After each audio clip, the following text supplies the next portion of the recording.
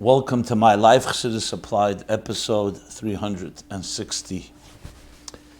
Today is Shivasar Tammuz. We're coming to the conclusion of the beginning of Bein Hamtzorim, and our hearts and souls go out to all the families and to all those that have still been unaccounted for, praying and hoping and beseeching God for a miracle, that they are safe and sound and will be discovered because of Mamish. This program is dedicated in memory of Michal ben Yehuda Leib. As I just mentioned, Surfside, Florida, South Florida, a very powerful and strong Jewish community, has suffered a great tragedy. And as I spoke on Friday, gave out a short video, it's all part of one family, we're all part of one entity, and frankly the entire human race is one organism. So any loss and any pain and any fright and catastrophe is one that affects us all. We don't like to say hashgacha pratis in these type of matters, but today is the 17th of Tammuz. It's hard to ignore the breaching of the walls of Yerushalayim, of Jerusalem, thousands of years ago. And here we have the breaching and the collapse and fall of a building, a structure. Last month, unfortunately, in Shavuos, another structure fell in the Stolin Beis Medrash in Yerushalayim. And prior to that, a month before that, Meron, of course. Structure as well, taking many lives. People ask, why? What's going on? What's happening here? So I'm not one that can suggest answers. We don't know God's mysterious ways. Our main question has to be is, what are we supposed to do about it? How do we come together, stronger, more united, and rebuild the structures that we have control over, which is our own personal structures, our family units, our communities, our cities, our nations. And what better time to focus on that, a day like today, the 17th of Tammuz. The Rambam writes in Hilchos Tinius, the laws of fasting, that when a catastrophe strikes a community, it would be insensitive and cruel, achzorius, to say it's mikra nikras, it's just an accident. We have to be introspective, soul search, and look deep inside ourselves to do whatever we can to repair our behavior and to fix anything we can, amend, and that's the basis of why we fast. Even though it's thousands of years since, almost 2,000 years since the second temple was destroyed, and another, you add to that another 290 years, and you have also the first Beis Hamikdash destroyed during this 3-week period. And we're told that one of the reasons for it was sinas chinam, baseless hatred. So what is the solution to that? Baseless love. Love bonds, love connects, love builds structures. So that's the call of the hour. And though we're pained and hurt and grieve over this, at the same time, we're told that the point of all the grief is that it shall lead to greater strength and to greater growth. And we do both together.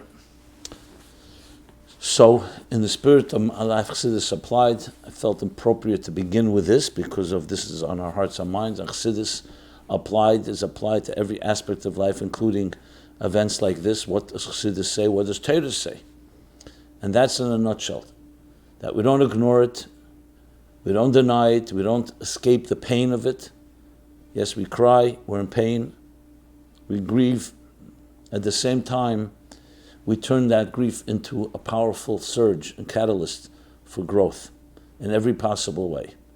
Now, it may sound contradictory, but nevertheless, the human being was created in a way that we can deal with this contradiction, and we could do both. Not always easy, and sometimes it has to be done in stages. But that's the bottom line, and that's especially Chassidus, that talks so deeply and comprehensively about the Tzimtzum Harishon, and about all the tzimtzum, the concealments, because at the end of the day, the root of all these breaches and all collapses and all pain and all suffering comes down to God concealing the divine presence from existence to allow an independent reality to emerge. With the goal, tzimtzum b'shvil hagilui, the tzimtzum, which is a great concealment, is in order to bring even a greater revelation. So this is essentially one of the most fundamental principles in Chassidus, the idea of Yeridat Sherech Aliyah, the descent brings to a greater ascent. The concealment is to bring a greater revelation, Yisron Er Min HaCheshech, and that revelation is much stronger, the one that comes out of darkness and through darkness, than the one that's there initially without having to have dealt with the concealment. So ultimately, when we transform the concealment of the tzimtzum, we reach not just the Eir Ein Sof, the divine energy, infinite divine energy that was there pre-tzimtzum, but even higher than that as well. We draw down new energy, unprecedented power, as he explains in the beginning of Samach Vov, right in the first Maimer, and then Ayin Beis at length, this theme. So in other words, creation is not just to get back to where we started. After there's a concealment, let's get back to pre-concealment. Then it wouldn't have been worth it. Is that we actually transform and reach even greater heights. And that's translated in psychological and practical terms, that whatever we face, a small tzimtzum, when I say small, I don't mean in magnitude small, I mean microcosm, compared to the great tzimtzum in our personal lives, in any possible way, whether it's the 17th of Tammuz, whether it's Tisha B'Av, whether it's a tragedy in Surfside, Florida, or elsewhere in the world, it all teaches us the same message. It doesn't justify it, it doesn't explain it, it just says this is what we must do. We are here, we have to double and triple our efforts. So again, our prayers and our blessings and everything that comes from our hearts and souls goes out to those that need a Yeshua and their families. And at the same time, we must literally increase in every form of building our structures, making them stronger than ever, more united than ever. So, just in the last 2 days, I received many questions just on this topic. I believe they're mostly encompassed in what I just addressed. But I do want to read. The questions was, number one is, should we react to the catastrophic building collapse in South Florida? I believe I just responded to that. Obviously, it's just in a nutshell. There's much more that can be said, and every one of us, each one of you, can initiate all types of ways of creating deeper structures and strengthening Avos Yisrael, Nachdus Yisrael, love for each other, unconditional love, baseless love, and unity. And every good deed, the Rebbe emphasized during these 3 weeks, starting from Shivas Tammuz, the focus on Tziyim b'mishpat tipad v'shaveh b'tzdaka, which we'll say in the Haftarah of Shabbos Chazain before Tisha B'Av. B'mishpat tipad tzion, Zion is redeemed through mishpat, which is halacha, Torah, the learning of Torah, learning of halacha, v'shaveh, and its captives, b'tzdaka, through charity. So when you see people who are captives, and captives can be of many sorts, including perhaps under rubble, or wherever they may be trapped, tzedakah is a direct force that helps redeem, helps free hostages and captives. And especially the learning of the Hilchos Beis HaBchira, the laws about the Beis HaMikdash, because when you learn about the Beis HaMikdash, it's like you're building it, rebuilding the structure of the Beis HaMikdash. Then Hilchos Beis HaBchira in the Rambam, that's the halacha, in Mishnayos, Masechta Midas, in Psukim of Yecheskel that talk about the third Beis HaMikdash. And in addition to many other suggestions of increasing in Torah and mitzvahs during this period in time, in a way that's permitted, obviously, because the more you can do simcha, and simcha that's permitted, which is basically through Torah and mitzvahs, which are forces that we're told elicit simcha. P'chudei Hashem yeshar mesamche leiv, that make hearts delight, we need to do, because we have to counterbalance the darkness with greater light and greater joy and greater Torah mitzvahs, which lead to greater simcha shel kedusha.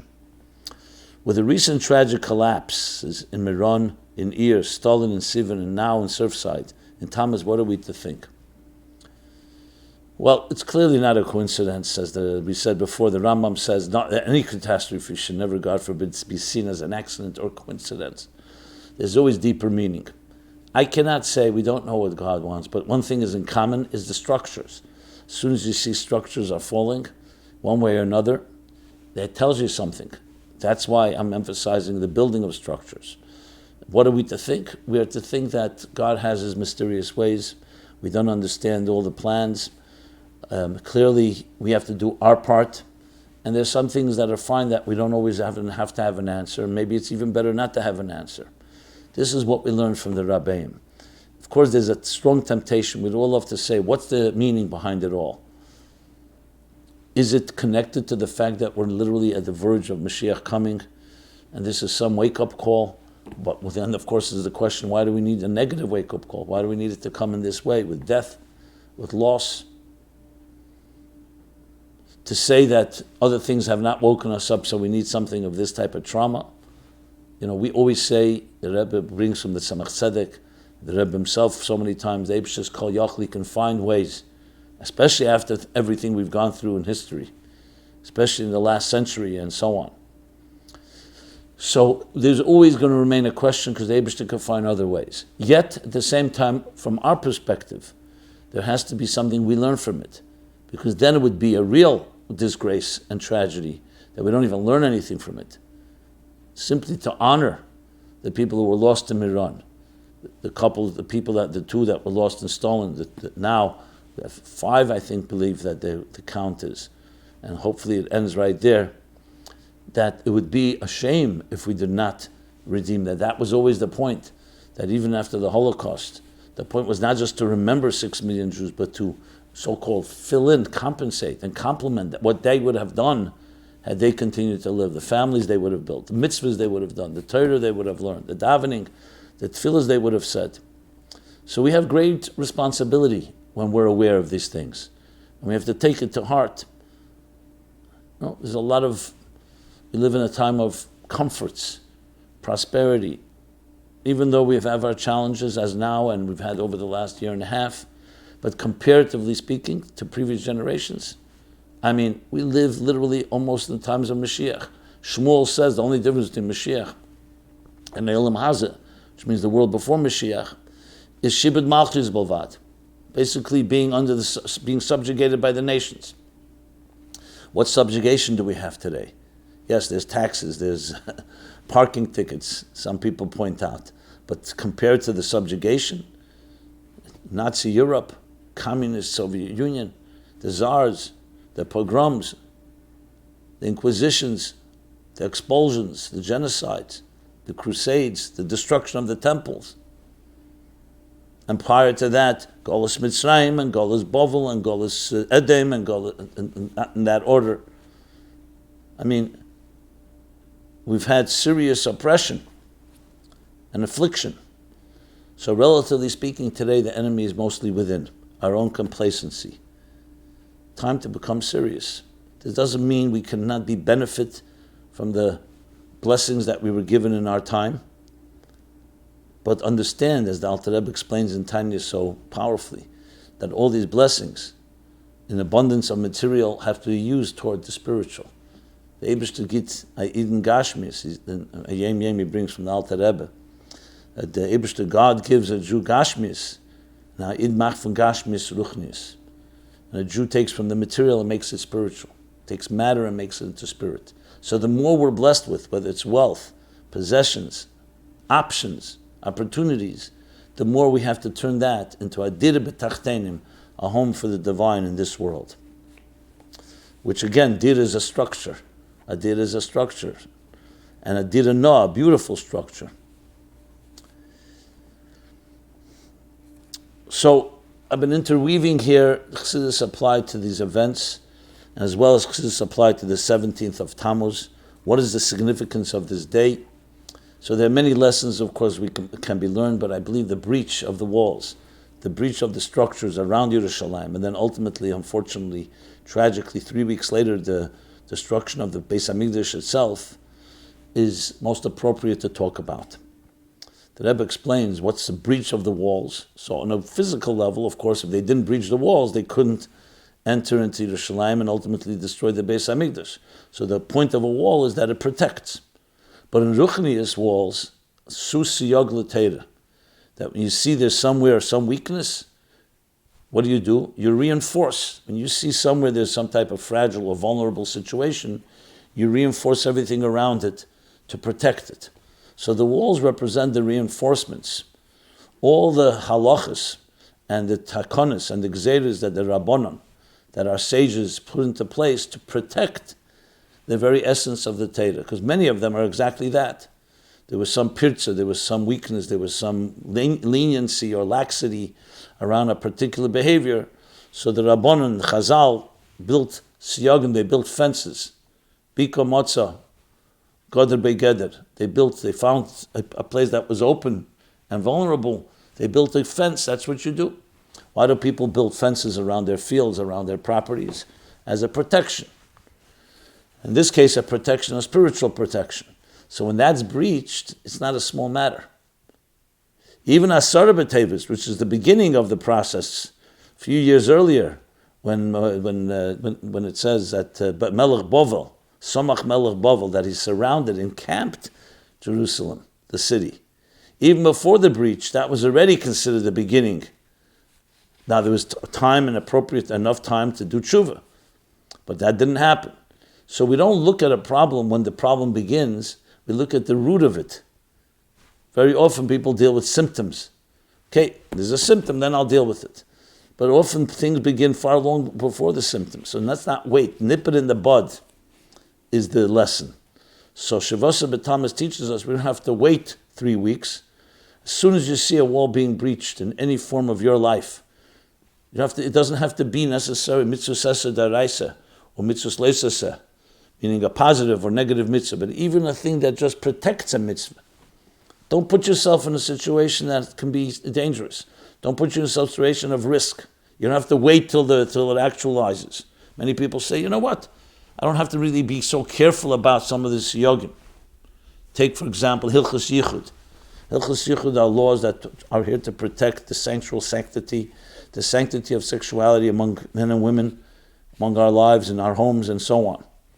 So someone could say, what's the big thing? So I may not be didactic or careful in every specific detail.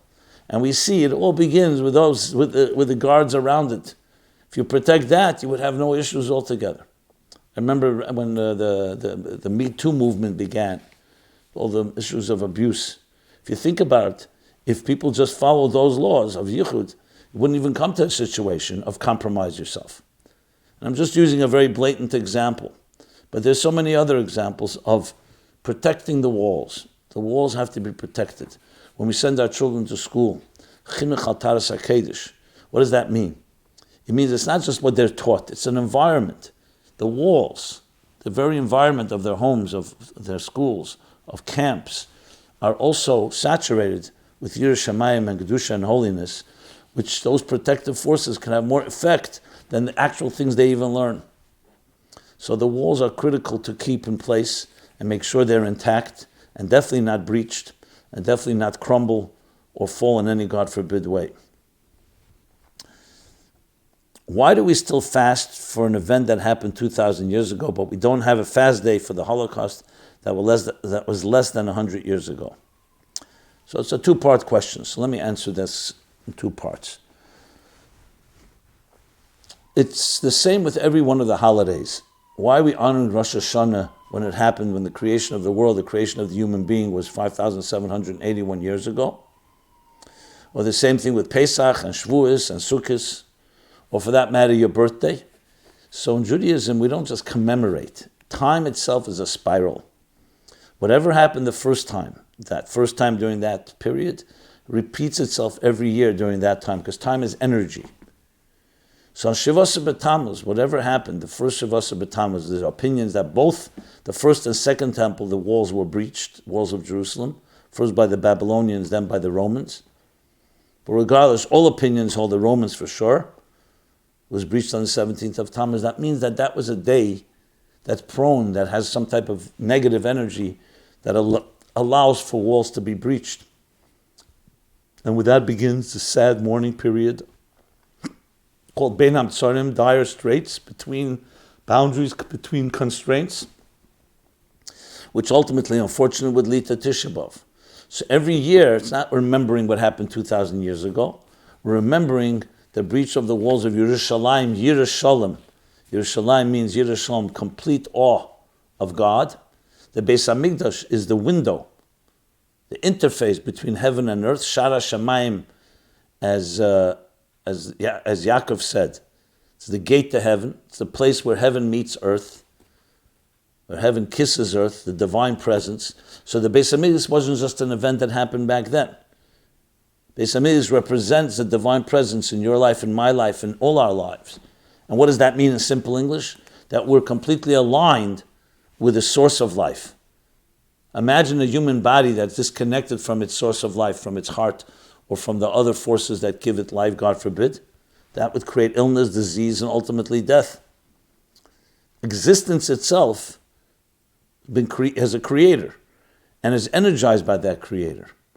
So when that bond is seamless and fused, where heaven and earth join, and you have a Shechanti B'Seicham, the divine presence within each one of us, and within existence B'Seicham, within each one of us, within the very material world in which we live, then you have a healthy world, aligned with its purpose.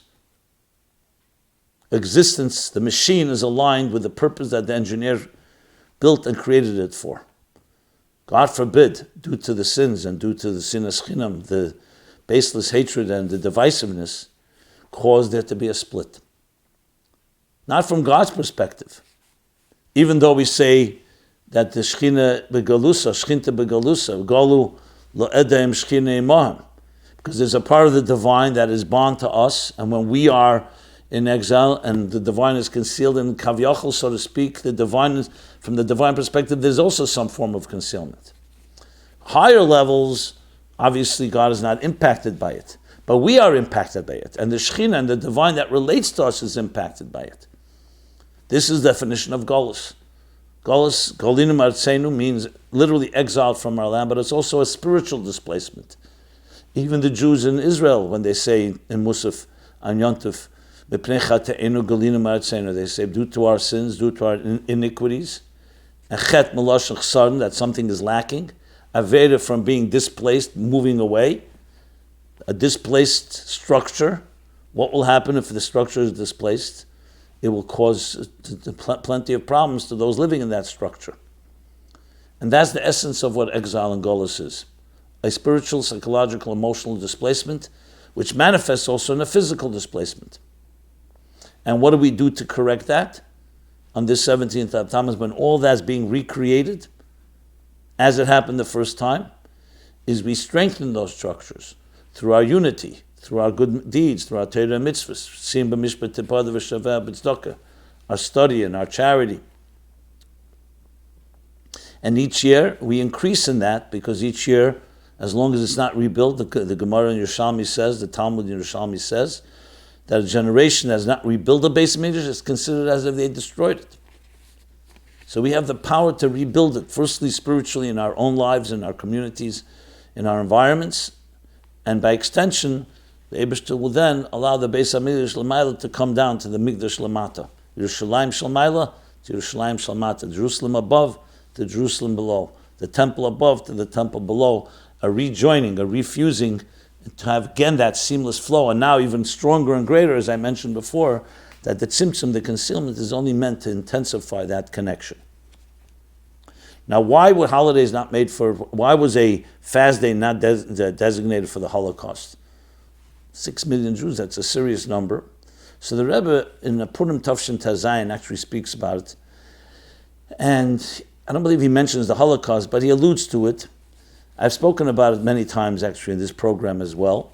Briefly, the answer based on Torah Vayeshev is why Bechlal, after Pesach, Shavuos, Sukkot, and after Chanukah and Purim, we don't see any more holidays made. Not for the positive, for miracles that happen, and not to commemorate the negative things. And the answer is based on what I just said before. When Jews left Egypt on Pesach, it wasn't just Pesach. It is essentially the spiritual energy of freedom.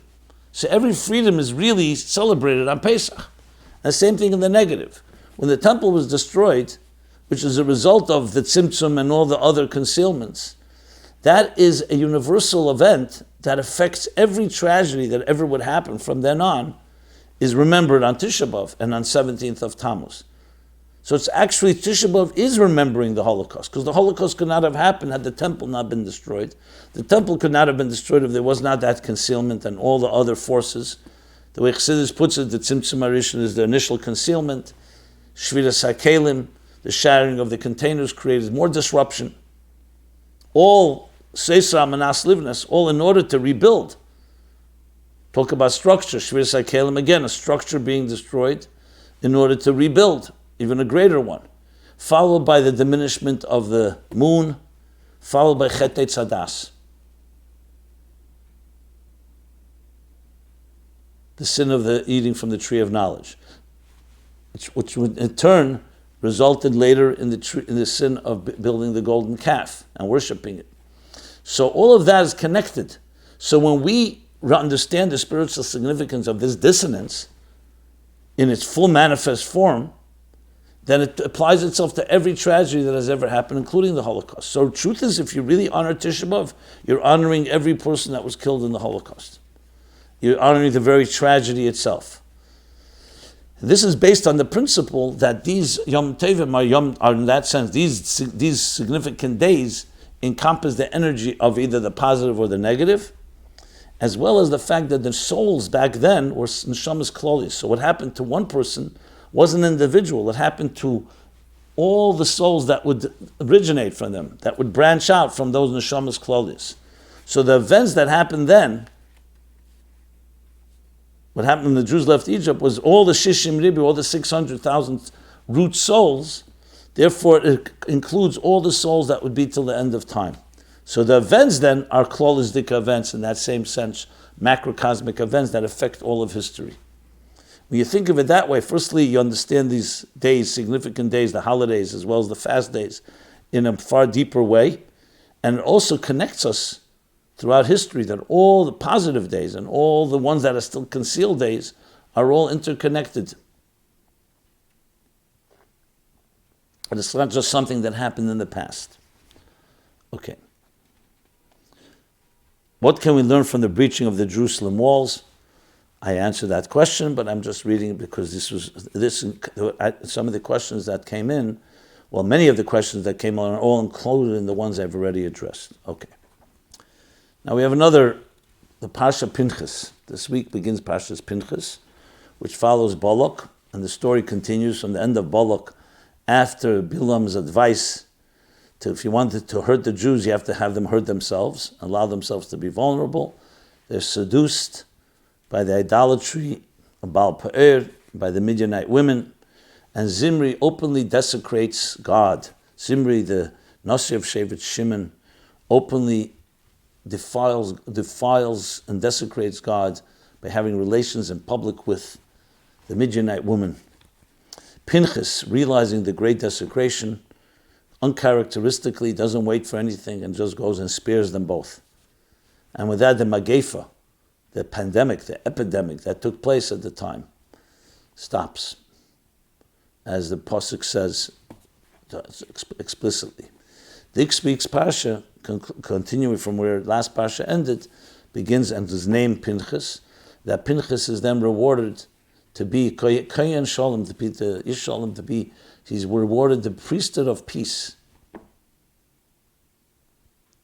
Which of course seems strange. He just did something which was a pretty aggressive act. Yes, it was necessary, but it's because he created peace between the people and God. So the whole story is filled with many questions. First of all, Torah insists on due process. It brings Zimri to a court of law, to a Bezdin. Doesn't this seem to leave room, as some of the questions that I'll read now, for zealotry? Does Pinchas killing Zimri without due process leave room for antinomianism, which means anarchy, basically, no law and order? Why is Pinchas rewarded for zealotry? Isn't that setting a precedent for inspiring zealots to commit crimes? Okay, so let's answer that question. So first of all, Pinchas, especially when you read the pasuk, Pinchas was not known as an aggressive zealot. He was known as a very quiet and gentle person. The fact that he did this shows that he wasn't like this zealot waiting, zealots that have that nature, and then they can't wait till something like this happens, God forbid. I'm not going to go to that extreme.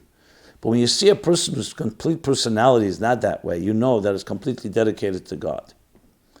The Torah does not advocate and never allow zealotry, and it's absolutely against Torah.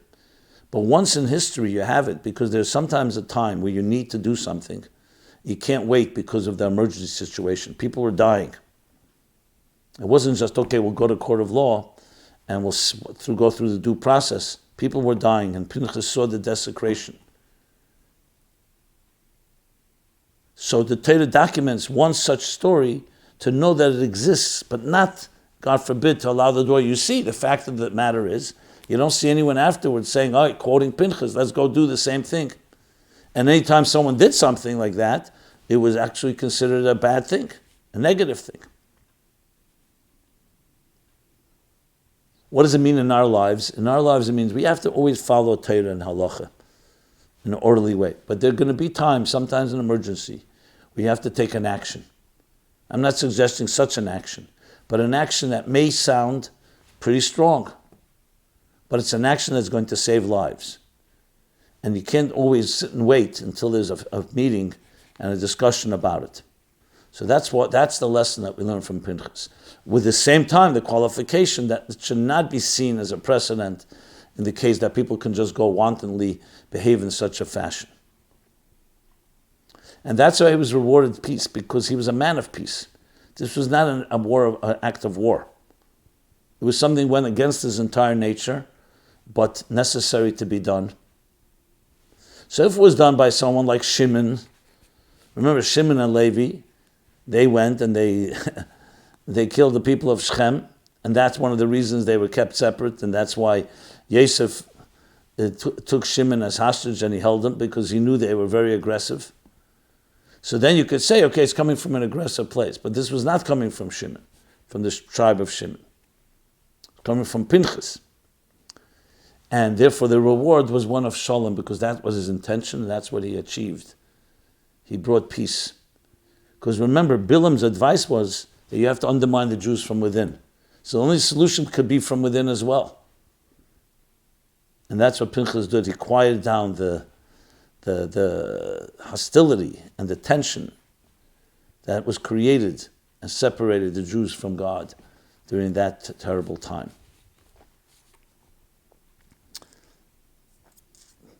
Reminds me of a story with my father. It was by the Chassidus and the Rebbe once.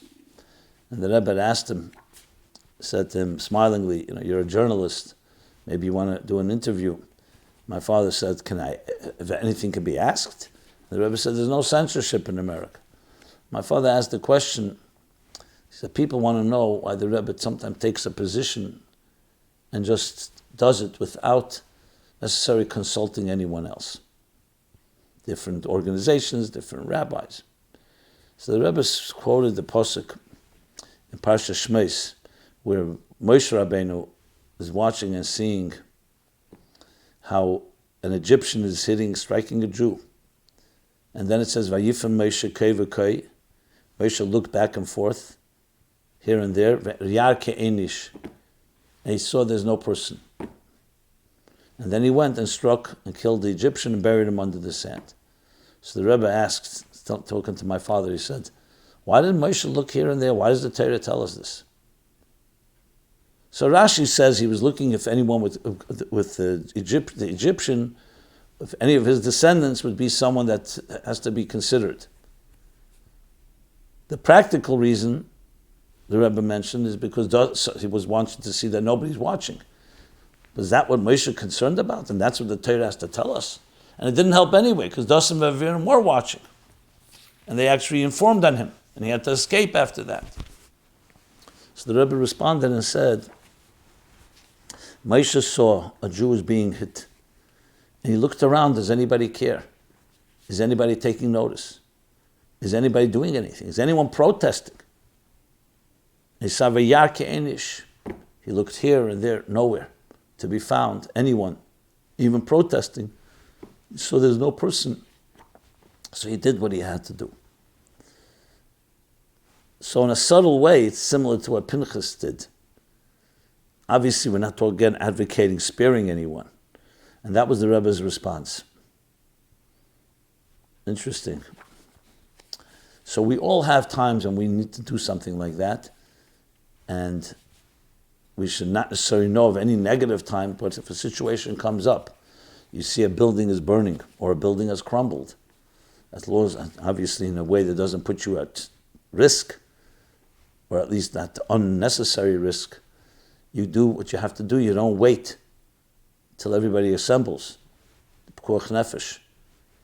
It's a life and death. So we have to address it immediately. Okay. A second part of the questions regarding the continuing parsha talks about the Bnei Tzelaphchad, the daughters of Tzelaphchad who came and complained and demanded that they were heirs to their father Tzelaphchad. They wanted the inheritance. Now, women are not halachic heirs. There's ways you can give them, but not as halachic heirs. But here, because of their requests, they were granted their request, and they were given the heirship. So here's the question: why were there no laws in the Torah protecting women and their rights to inheritance until the daughters of Tzelaphchad spoke up and complained?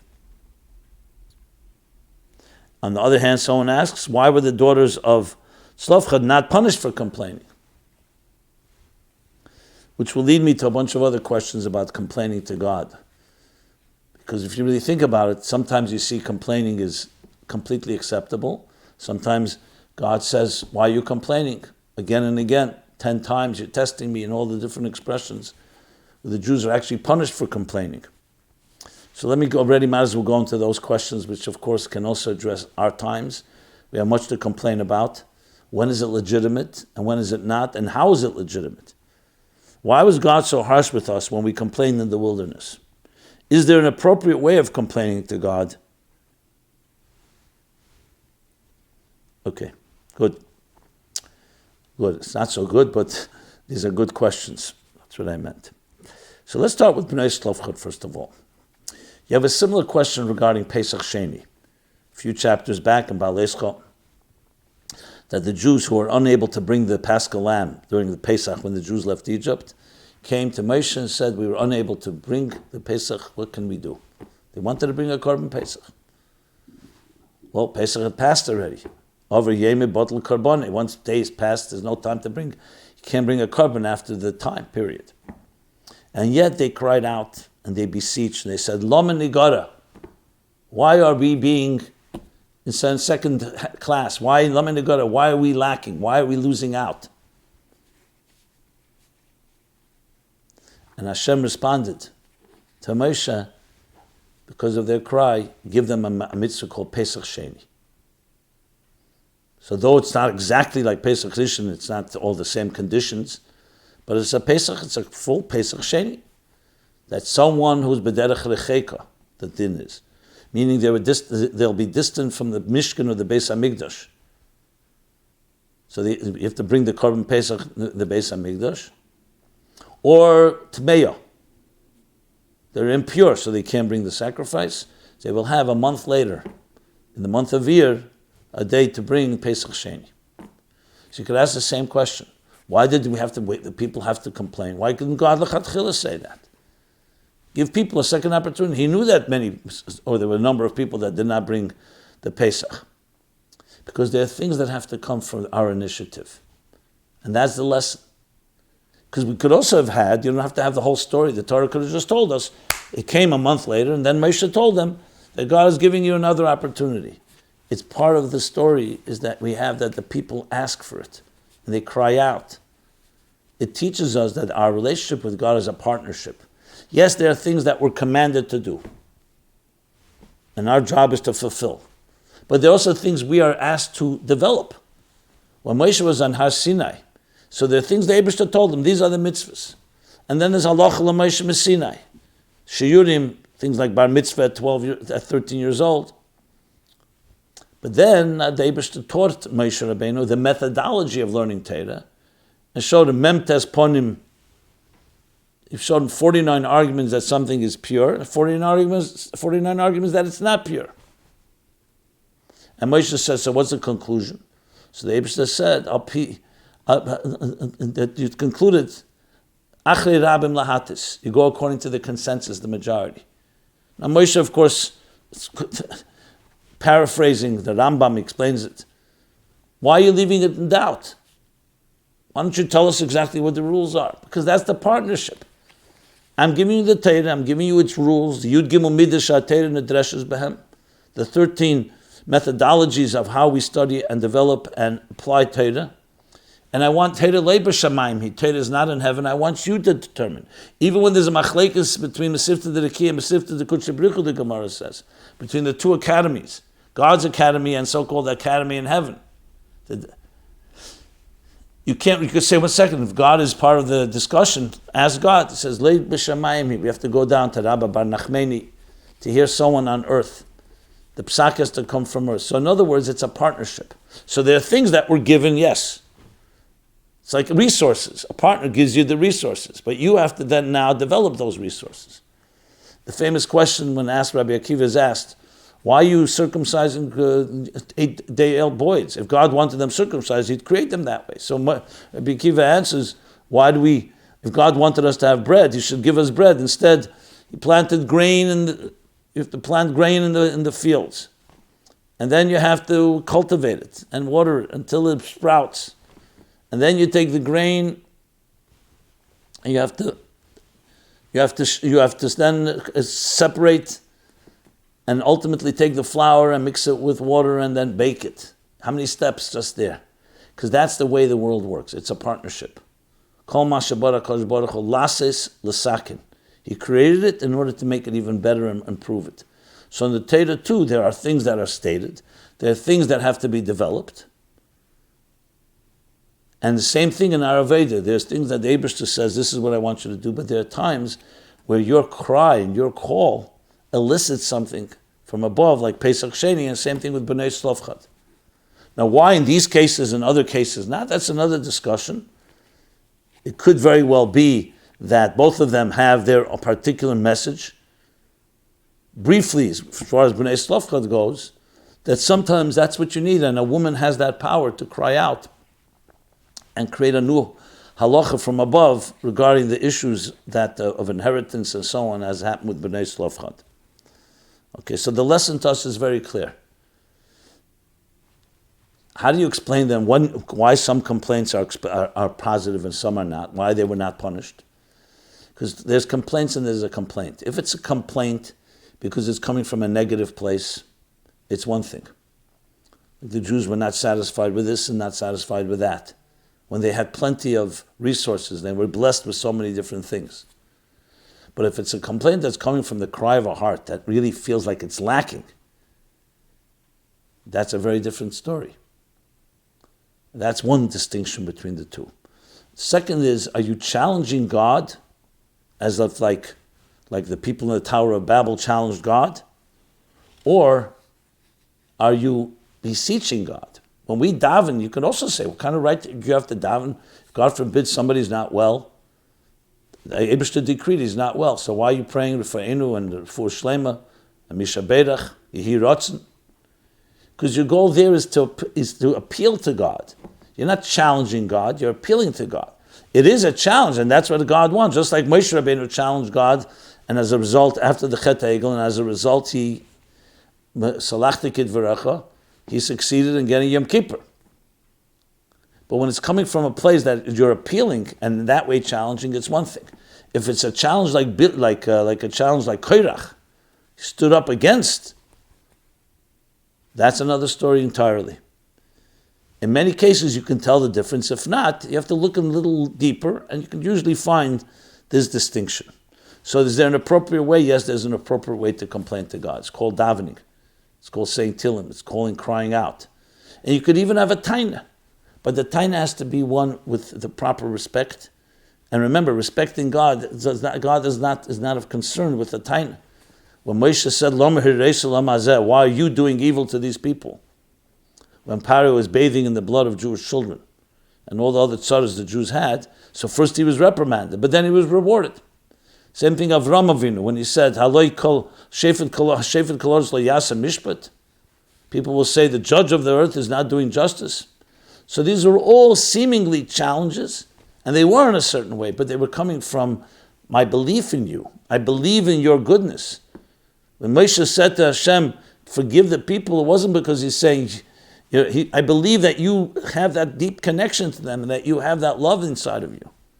And that ultimately evokes, as the Pesach Sheni story and the Bnei Tzelaphchad story shows, a compassion from above that ultimately resulted in Yom Kippur, resulted in all the other blessings that we receive.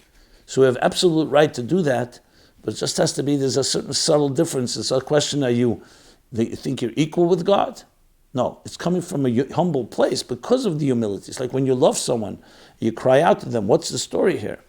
And I really want more of you. It couldn't come across that way, but it's coming from a loving place and a place of deep respect, even deeper respect, because you expect more from God's revelation. And in that sense, it's not just legitimate, it's what God expects and wants of us. As he told Moshe later, by Yom Kippur you prayed. By the Meraglim, what happened? In other words, prayer is an essential component. Moshe prayed 515 prayers to go into Eretz Yisrael, then the Eibishter told him to stop. Why didn't he tell him to stop at the beginning if he knew he's not going to fulfill? Because it teaches us the persistence necessary. In that case, the 515 prayers did their job, meaning they accomplished something. They weren't to waste, God forbid, but it didn't accomplish what Moshe wanted at that time to enter. So prayer is an integral part of our relationship with God in that sense, in that context.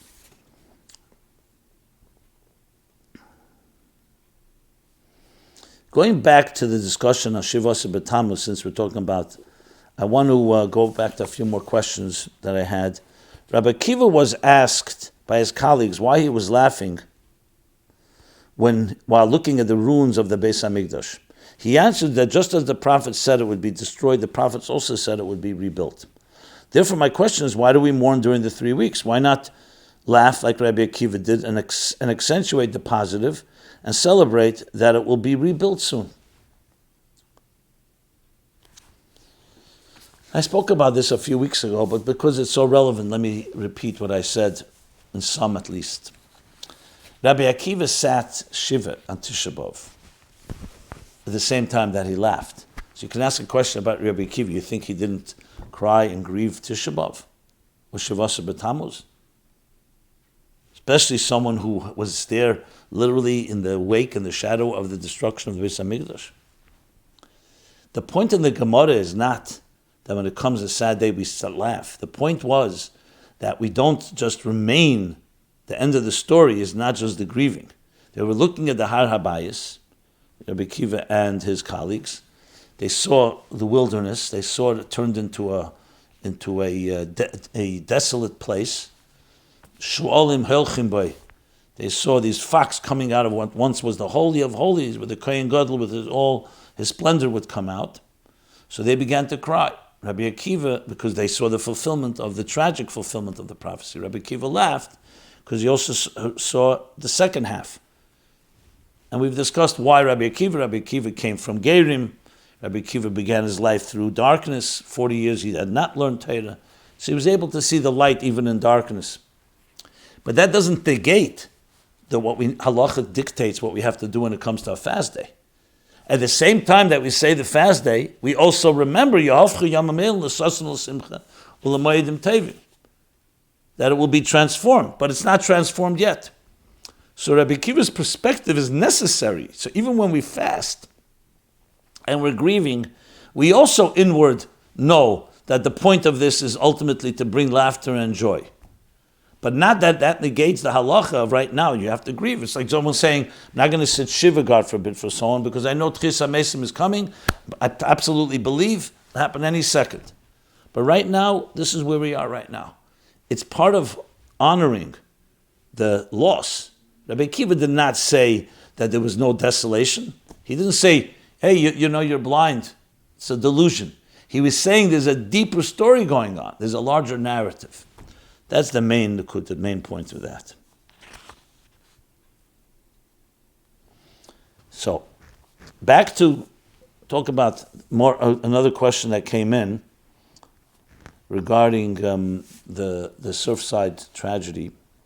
When the World Trade Center fell down, when the large condo building in Miami collapsed, is it like the Tower of Babel? Is this God telling us he doesn't want us to build too high and be further from terra firma, where he placed us and gave us the Torah? My blunt answer is no. I would not come to such a conclusion. We don't have a right to say anything like that. The Tower of Babel is an event that happened.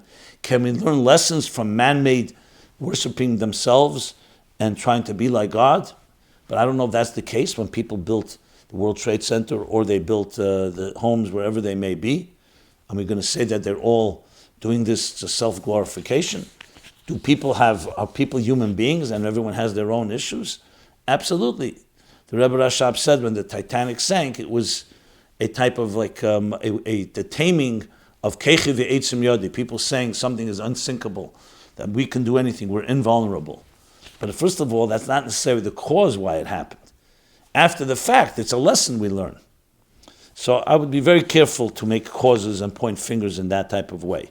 Personally, if you want to learn the lesson that with all our structures and everything that's built up, we should not think that is giving us absolute security and absolute invincibility, of course, that's a humbling lesson.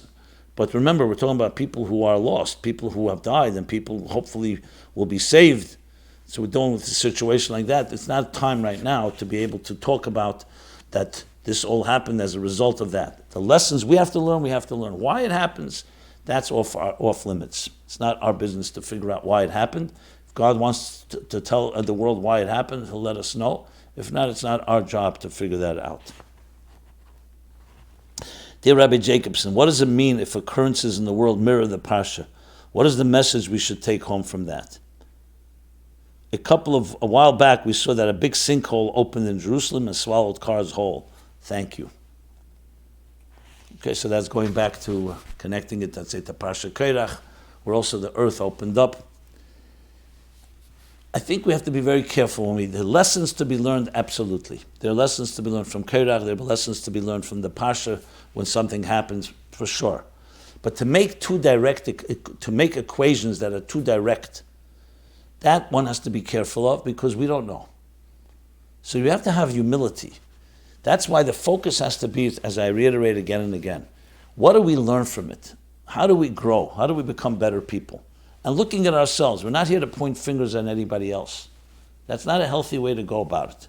So the key here is always to figuring out what the action that you and I have to do. That in general keeps us away from speculation that can end up being just going off the wrong way altogether and coming away with conclusions that are wrong, frankly. So in all these questions, yes, we learn all the time, Hashgacha Pratis from Parsha and so on. Now when a Navi in the Torah that is speaking in the name of God comes and tells us that Hashem says this is exactly what's happening or what will happen, it's another story. That's a particular situation in history when Nevi'im were prophets and God told them things.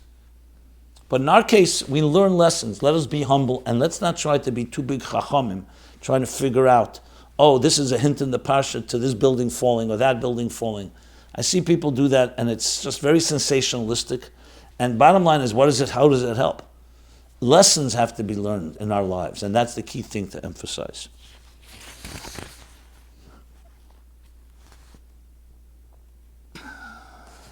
Okay, well, let's read a few more questions. In this context, I'm going back to Pinchas. I know this is a little more of a scattered back and forth, but that's part of, I guess, where we are right now, due to events, breaking news, and so on. So the question is, how could Zimri, a holy person and leader of a tribe, make such a big mistake and fall to temptation of sin?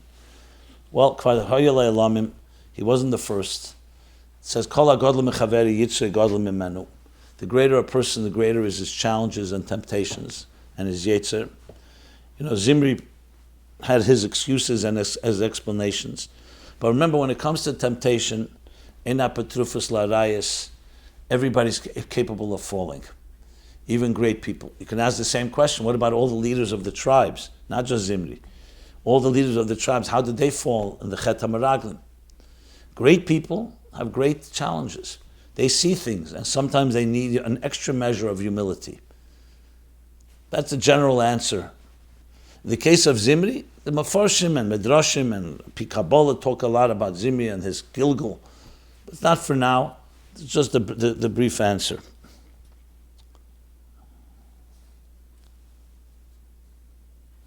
Another question someone asked, it says that the plague in Balak, which killed many, was caused by immorality with Midianite and Moabite women, and was stopped by Pinchas sparing the main perpetrators, Zimri and Cosby.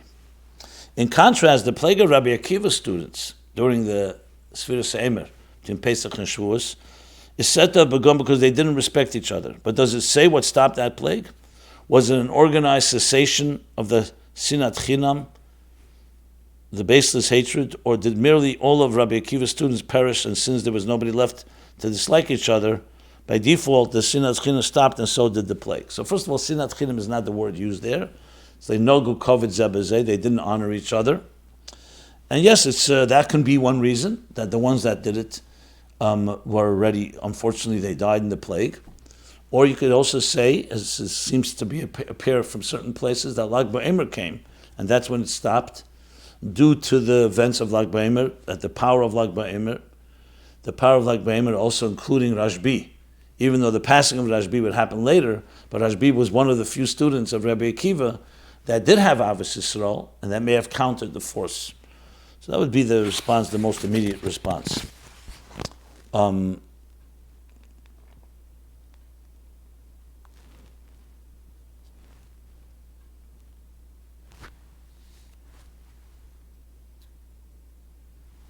Someone asked, would relatives of Zimri be allowed to capture and kill Pinchas for revenge unless Pinchas ran to an Ir Miklat first, city of refuge?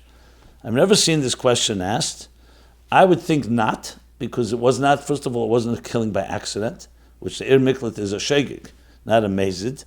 And here the mezid was absolutely sanctioned, that was absolutely condoned by Torah. So my answer would be that would be not the case.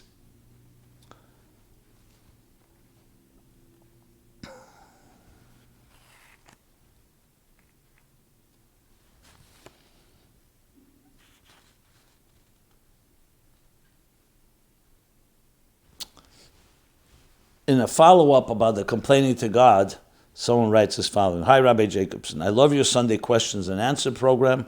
In last Sunday's program, you read a question that was probably written facetiously about Balak asking Bilam for his money back after Bilam wasn't able to do the job and cursed the Jews. So actually, someone pointed out to me that in Parsha Matis, it talks that Bilam did come to get payment, and then he was killed. That's as an aside. Even though, frankly, as I mentioned, his curses didn't work. It turned into blessings. But his plot did work. So Balak did get somewhat what he wanted. So anyway, this person continues and says, my whole family laughed hysterically at the funny question about Bilam coming to get his money back. About Balak coming to get his money back. My whole family laughed hysterically at the funny question. Comic relief is sometimes very important, and I'm glad you sometimes include questions that are funny, as long as it's in good humor and not offensive and disrespectful, of course. But it made me think, I have a serious question.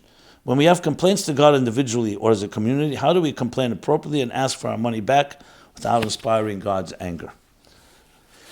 Okay, so that was some of the context of what I already answered, how we do it. I don't know about asking money back. God has given us a lot more than we have given him, as far as life and even the potential, even the money we make and so on. But I discussed that the issues of how to complain properly and so on.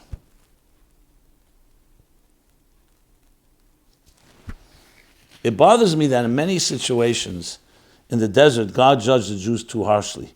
Many of their complaints were valid, such as being thirsty in the desert. Compare a similar situation to parenting.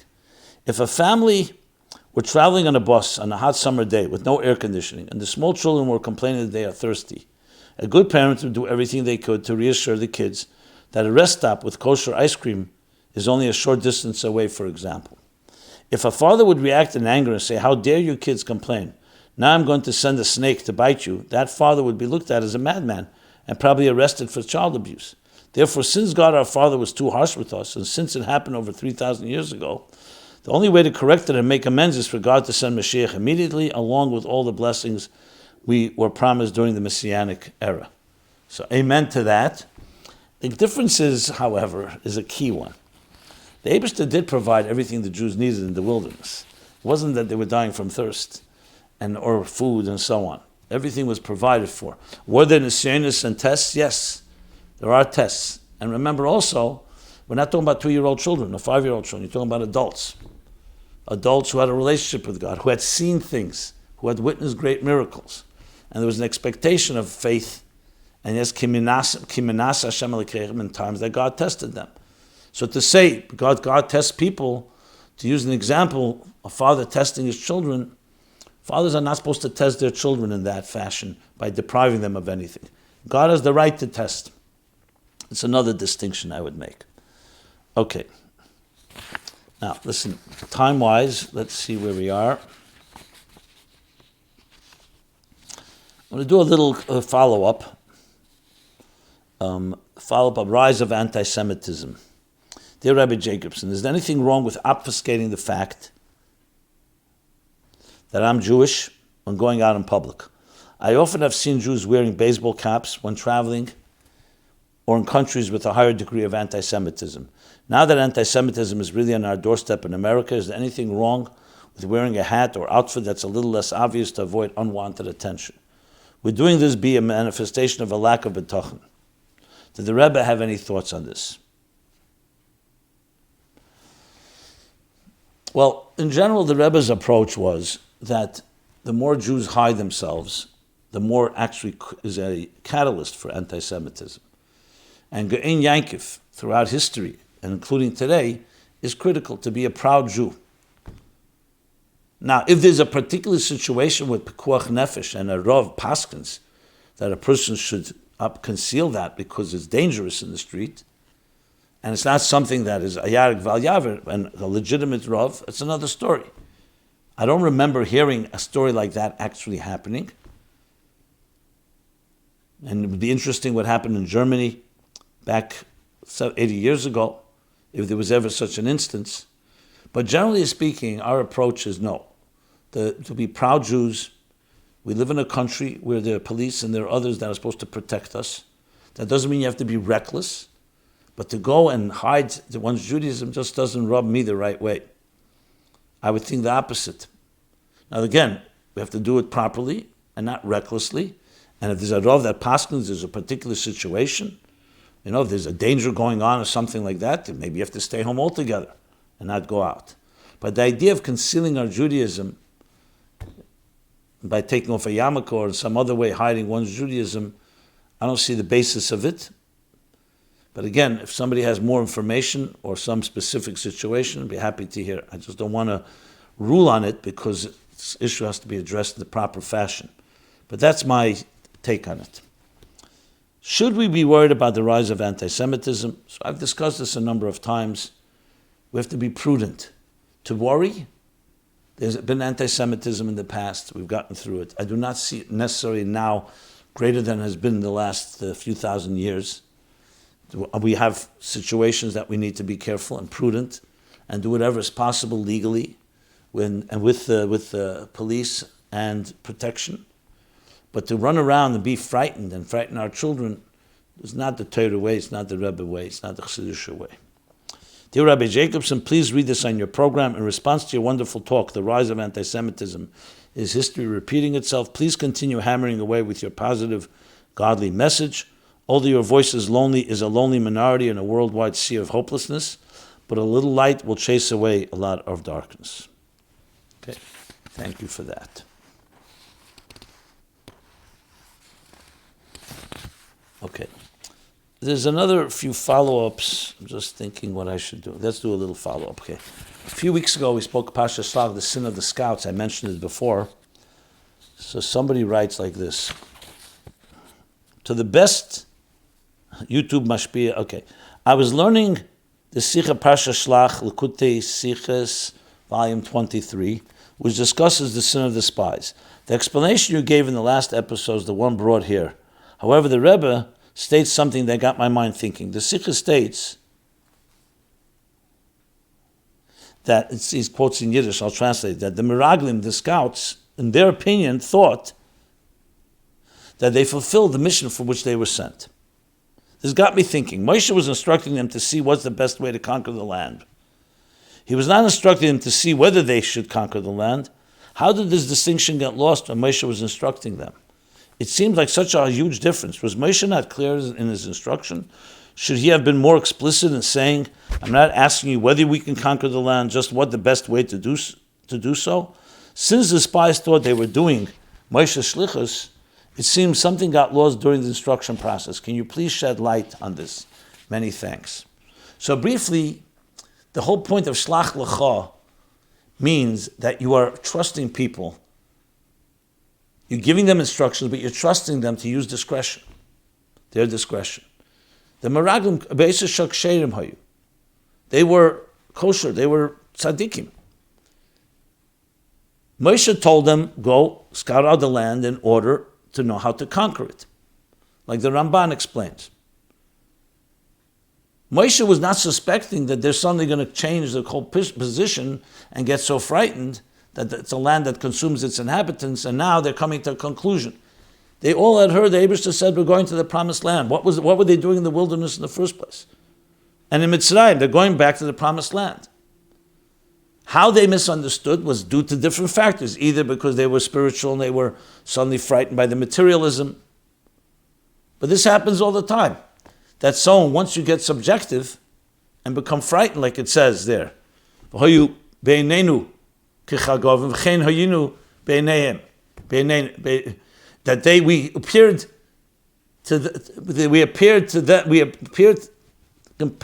compared to the giants, we appeared like grasshoppers, like insects, and that's how we looked at ourselves. Projection. They suddenly saw themselves as weak. And once a person gets in that type of place, anything can go, and that's where the mistake happened, which of course has many lessons for us personally in our own lives. Okay. I have some other follow-up, but I'll do that in later weeks. Let's go to the Chassidus question, part 2 of the question, what is taanug al pi Chassidus? So as I explained last week, that the word pleasure, which means our pleasure, whether we have pleasure from material things, from eating something, from pleasure from making money, or even intellectual pleasure, is human pleasure. To associate taanug l'mayla, keser, atik, to pleasure, seems a far cry. So I explained that pleasure is a word that's used as being the highest force in the human being. When you say the pleasure principle, it's used in a negative way. But let's think for a positive way, that the ultimate driving force in a person is pleasure. The true pleasure comes from God, from godliness. Nenim meziv hashchina, from enjoying the delight of godliness. It evolves into pleasure in our minds, learning Torah. From that can evolve even to the pleasure of understanding an idea that's not Torah lahav. And the other pleasures that go to taanug elam hazeh, all the way to taivus heter, things that are permissible that we indulge in, and taivus issur, God forbid, which is unpermissible and prohibited pleasures. But the concept of pleasure is rooted in the highest place in the soul. That tells us that reflects kavyachol. That's the way the Eibishter wanted us to relate to him in a way that we can understand. So it's also the highest level is pleasure. But pleasure really means essentially a state of shashuya hamelech ba'atzmusei. The Rebbe once wrote in a note to me, B'Shabbos Parsha Bolek Tavshim Mem Gimel, that's only in pleasure. In Ratzon you don't have that. Desire, will, is being drawn to something. But the idea of that inner delight, that inner contentment, and we talk again, how human beings relate to it, is the most inner point of contentment and fulfillment that's not even conscious. It's just a sense of pleasure, sense of delight that a person has. That, kavyachol l'mayla, is also began in that type of state. Not just that God wanted, but that God enjoyed or has delight in it. And that evolves in the l'umazeh to what people say, pleasure principle, the idea that pleasure is the root of everything. It's true, but in Kedusha, pleasure is the Kedusha. Ein l'mayla ma'onig, nothing greater than einig, nothing higher than einig. Pasha Vayeshev Tovshin Lamed Zayin, the Rebbe answered some questions, and he said there that you could say that below by a human being, pleasure is the highest, but by God, nothing comes because of pleasure. Because a human being, why do you want it? Because there's some pleasure in it. Or else, why would you want it? Or else it would just be abstinence, stubbornness, akshonis, as he explains there. But the Eibishter above wants something. It doesn't have to be because he has pleasure. It's not like he has something from it. So Ratzon would seem to be the highest level. All the Baruch say he wants it. But the Rebbe says, no, because the Eibishter wanted everything to be Tachal Shashlemis, Kav Yochel, also Lamaila begins with Nesava Kadosh Baruch Hu, Nishtekik. These are all words of pleasure. And how do we know that that's Shlemis? Because we see how the human being was created. Since we're created that way, that means that Lamaila, also the Eibishter, Kav Yochel, so to speak, wants it to start with a level of pleasure, and that should cause the Ratzon, the desire, the will.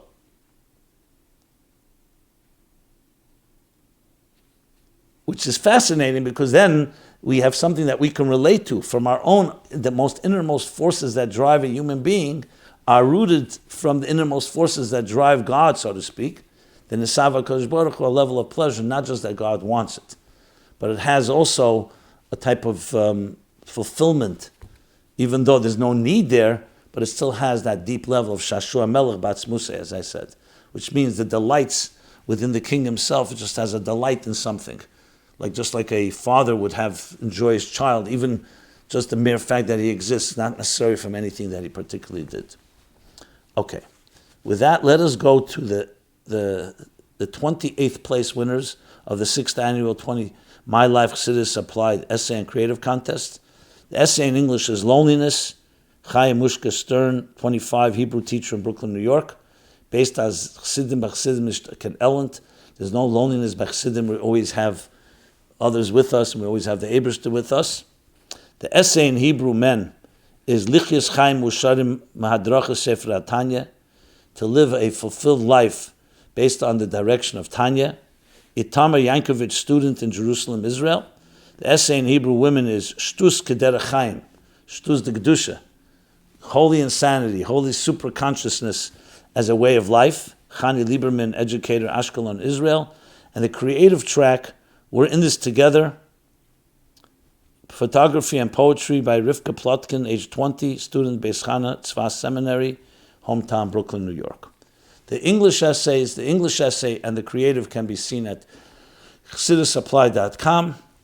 The Hebrew essays at diralo.org, diralo.org.